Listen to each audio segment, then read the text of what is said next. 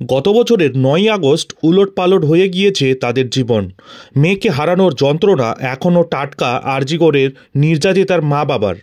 সেই কষ্ট বুকে নিয়েই ন্যায় বিচারের লড়াই করছেন তারা। কলকাতা হাইকোর্ট থেকে সুপ্রিম কোর্ট সর্বত্র ছুটে বেড়াচ্ছে তিলোত্তমার মা বাবা। আরজিকর কাণ্ডের তদন্ত নিয়ে প্রশ্ন তুলে আগেই উচ্চ আদালতের দ্বারস্থ হয়েছিল আরজিকরে নিহত তরুণী চিকিৎসকের পরিবার। এরপর সুপ্রিম কোর্টের দ্বারস্থ হন তারা।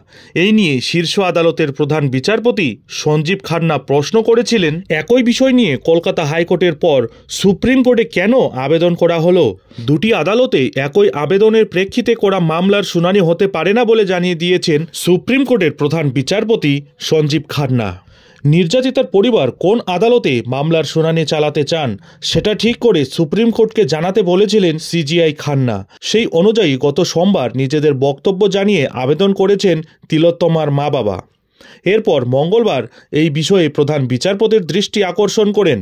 আরজিকরের নির্যাতিতার পরিবার জানায়, তারা চায় কলকাতা হাইকোর্টেই তদন্ত মামলার শুনানি হোক, সেই সঙ্গেই দ্রুত শুনানির আবেদনও জানানো হয়। এরপর কেটে গিয়েছে ৩ দিন, কিন্তু তা সত্ত্বেও এই মামলার শুনানি হয়নি। জানা যাচ্ছে গতকাল এই মামলার শুনানি হওয়ার সম্ভাবনা থাকলেও তা শুনানির তালিকায় ওঠেনি। এই আবহে ফের একবার সুপ্রিম কোর্টের দ্বারস্থ হতে চলেছেন তিলোত্তমার পরিবার।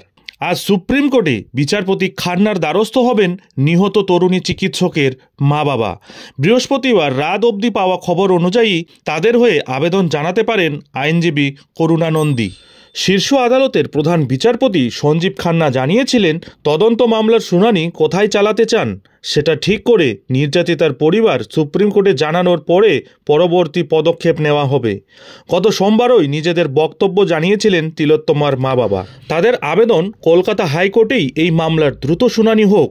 এরপর ৩ দিন কেটে গেলেও এই মামলার শুনানি তালিকায় না ওঠায় ফের একবার শীর্ষ আদালতের দ্বারস্থ হতে চলেছেন আরজিকরে নির্যাতিতার পরিবার।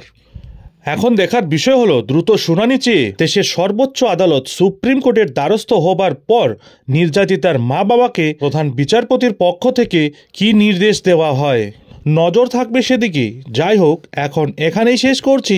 এই ধরনের পরবর্তী আরজিকর সংক্রান্ত যে কোনো ছোট বড় আপডেট ঠিক সময় মতো পেতে অবশ্যই চ্যানেলে চোখ রাখুন।